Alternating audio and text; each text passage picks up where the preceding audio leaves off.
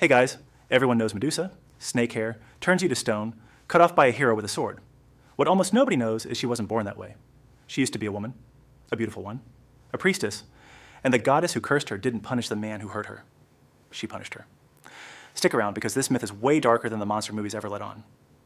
Medusa was one of three sisters called the Gorgons, but in the version of this story that actually explains her curse, she wasn't a monster from birth like her sisters. She was mortal and famous for one thing, her hair. People said it was the most beautiful hair in Greece, and she served as a priestess in the temple of Athena. Goddess of wisdom, war, and above almost everything else, purity and virginity. That detail matters. Hold on to it. Poseidon, god of the sea, wanted her, and one day, inside Athena's own temple, on the goddess's own sacred ground, he took her, by force.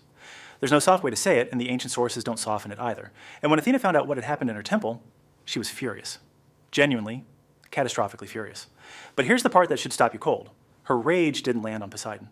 He was a god, powerful, untouchable. And frankly, gods getting away with this in these stories is almost routine. Athena's fury landed on Medusa, the victim. She cursed her. That famous hair, the one everyone talked about, Athena turned every strand into a living, hissing snake. And she didn't stop there. She changed Medusa's eyes so that anyone who looked into them, anyone at all, would turn to solid stone on the spot. Medusa hadn't done anything except be beautiful, be assaulted, and be in the wrong temple at the wrong time. And for that, she was turned into something so horrifying that a single glance from her could kill. Some ancient writers try to soften this. They say Athena was protecting the sanctity of her temple, that the crime itself was the offense, not Medusa specifically, that this was about purity being violated rather than punishing a person. But look at what actually happened. The god walked away with nothing. The woman lost her humanity, her home, and any chance at an ordinary life, permanently. Call it whatever you want. The outcome speaks for itself. Medusa was banished. She fled to a remote, desolate place with her two sister Gorgons, who unlike her had been monstrous from birth. Now she matched them. Anyone who traveled close enough to see her face never left again. They were found, turned to stone, scattered like statues around her home. Not because she hunted them. Because simply existing, simply being seen, was now a weapon she never asked for and could never put down. She didn't choose any of this. She was cursed for being a victim, and then she lived the rest of her existence as the thing everyone feared. Alone, in exile, turning innocent, curious travelers into rock gardens without ever meaning to. If you think about it for more than a few seconds, Medusa might be the most tragic figure in all of Greek mythology, and almost nobody tells the story this way. That's where she stayed. Feared, isolated, transformed into a monster by the very goddess who should have protected her. Until one day a king with a grudge decided he wanted her dead and sent a young hero to go get her head. That hero was Perseus, and here's the thing people forget. He wasn't sent after Medusa because she was terrorizing anyone. He was sent because a king named Polydectes wanted him gone.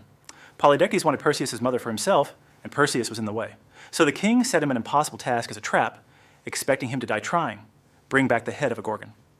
Of the three sisters, only Medusa was mortal enough to actually kill. The other two were immortal. She was the only one who could die. And this is where it gets strange, because the goddess who cursed Medusa in the first place is the same goddess who helped kill her. Athena showed up to guide Perseus herself.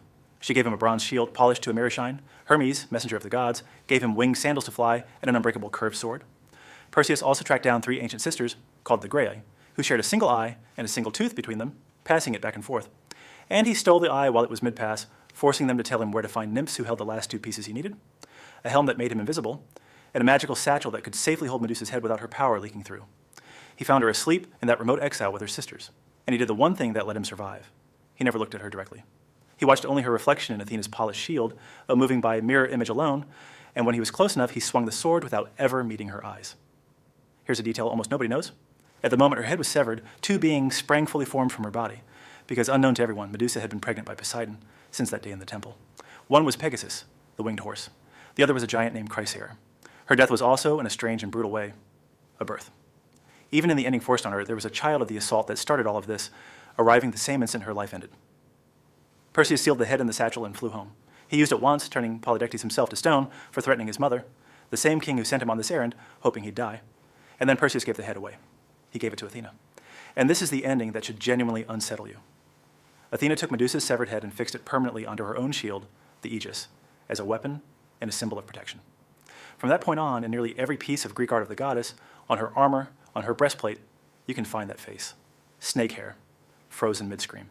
Athena, the same goddess who cursed her, turned her into a monster and set the events that killed her in motion, carried Medusa's face on her own body for the rest of eternity. The woman who was assaulted was punished. The punishment made her a monster. The monster was killed for a king's convenience. And the goddess responsible for all of it wore her face forever, as a trophy, as a shield, as a warning. That's the real story, not a monster. A woman cursed for surviving something that was never her fault, worn on a goddess's armor for 3,000 years. That's it for this one. Subscribe, I do one of these every week. Next time, the god who tricked his own blind brother into killing the thing he loved most and never once said sorry.